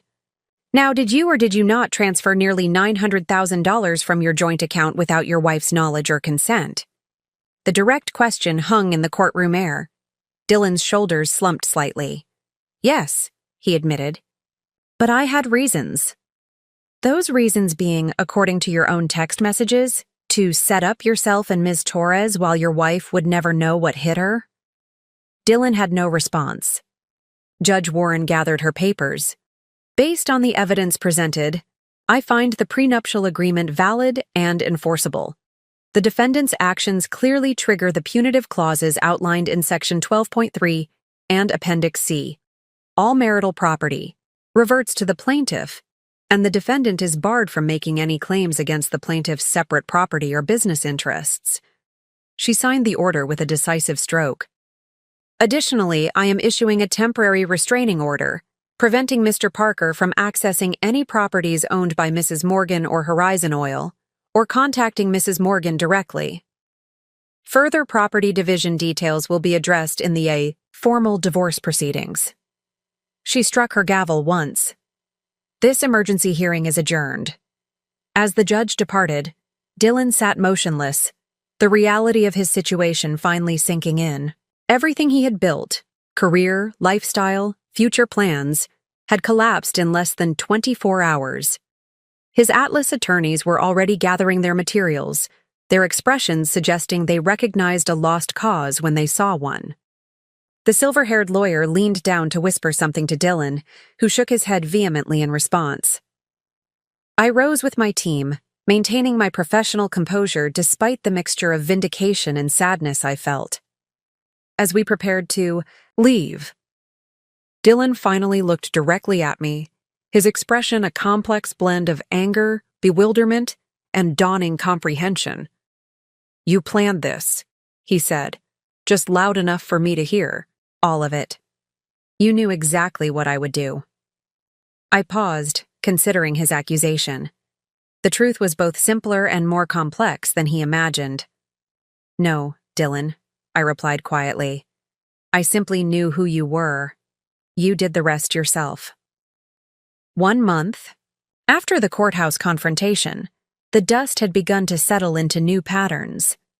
The divorce was finalized with unprecedented speed, Judge Warren citing the comprehensive prenuptial agreement and clear-cut triggering events in her approval of the expedited process. Dylan had vacated our shared life as thoroughly as he had once occupied it. The River Oaks house remained mine, though I'd already listed it with a discreet real estate agent. Too many memories permeated its walls, too many performances had been staged in its rooms. I'd moved permanently to the ranch, commuting to Horizon, headquarters when necessary but increasingly managing operations remotely.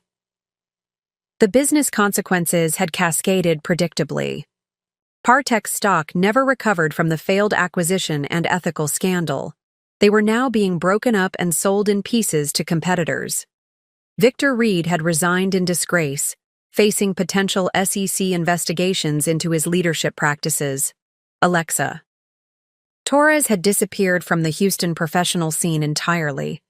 According to Cassandra's sources, she'd relocated to Denver and changed industries, a young career derailed by involvement with the wrong married executive. I felt a twinge of sympathy for her. She'd been collateral damage in a situation whose full dimensions she hadn't comprehended. As for Dylan, his professional exile was comprehensive but not absolute. Through intermediaries, I'd ensured he wouldn't face criminal charges for the Partech bribery, provided he signed robust non-disclosure agreements regarding both Horizon's business operations and our personal relationship. His Atlas Energy connection had evaporated once they realized he had no valuable insider information to offer. Last I heard, he'd found a position with a small renewable energy startup in Arizona, far from the oil industry and far from Houston. A significant step down from his Horizon executive role, but not professional extinction.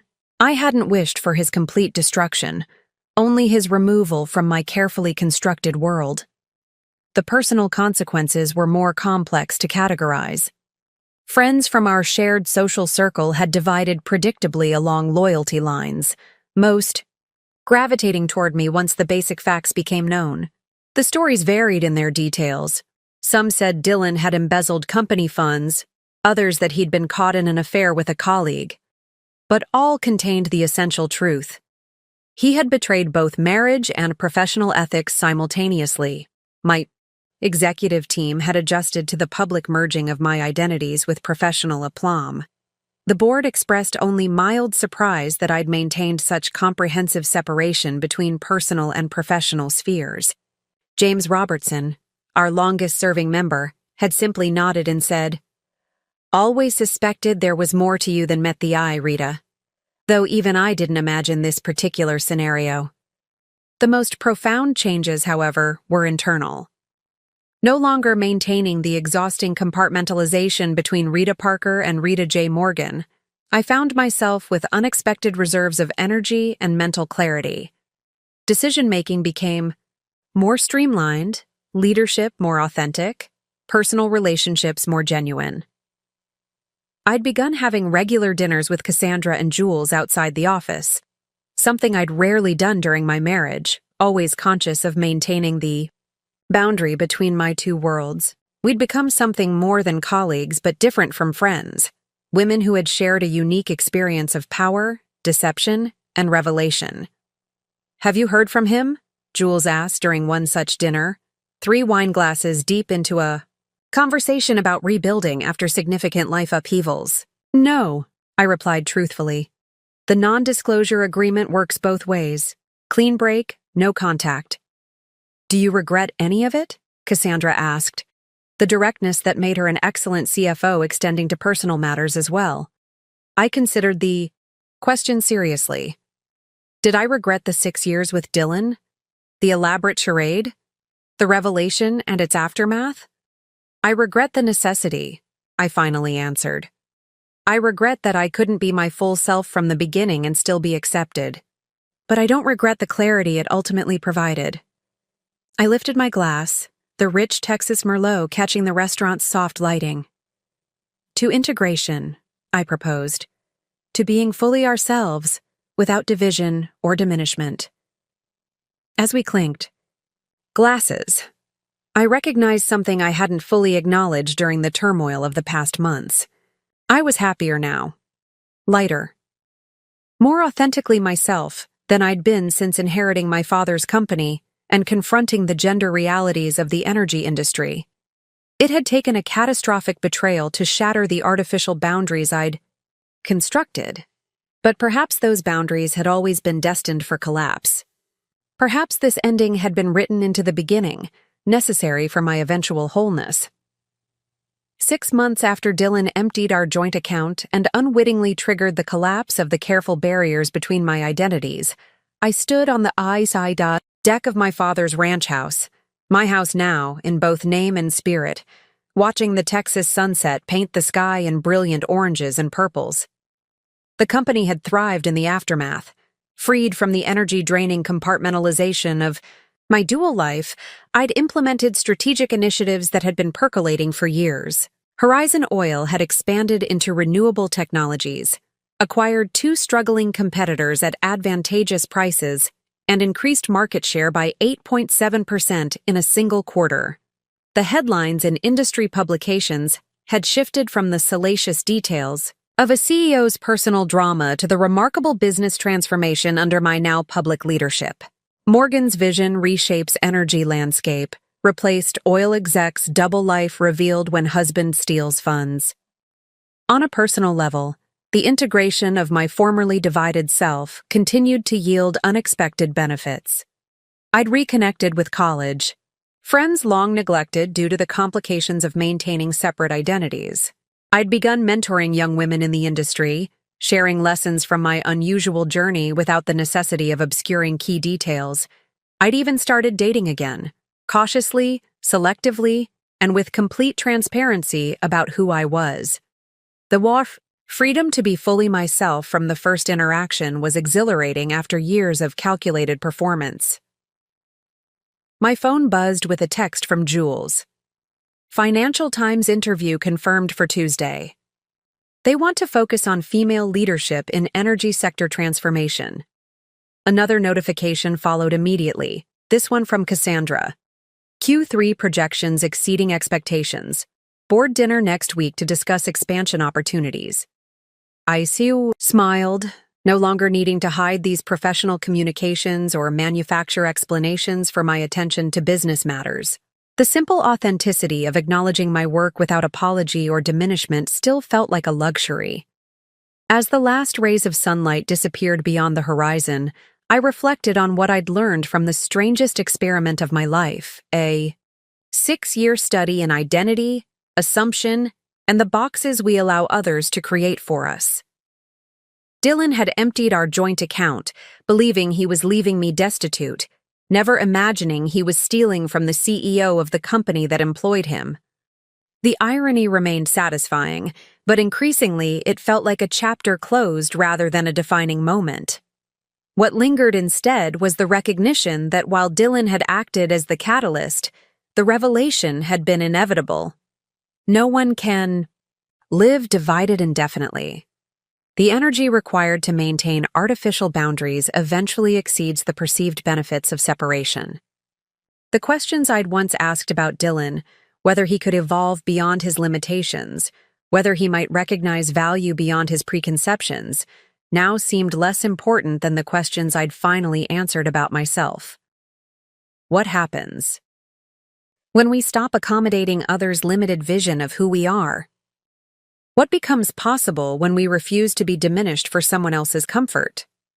The answers surrounded me, in the thriving company I led openly, in the authentic relationships I now cultivated, in the integrated self I presented to the world. My husband had emptied our joint account for his mistress, never suspecting I owned the business that paid his salary. But in attempting to leave me with nothing, he had inadvertently given me the most valuable gift possible, the freedom to be completely, unapologetically myself. Up next, you've got 2 more standout stories right on your screen. If this one hit the mark, you won't want to pass these up. Just click and check them out. And don't forget to subscribe and turn on the notification bell so you don't miss any upload from us.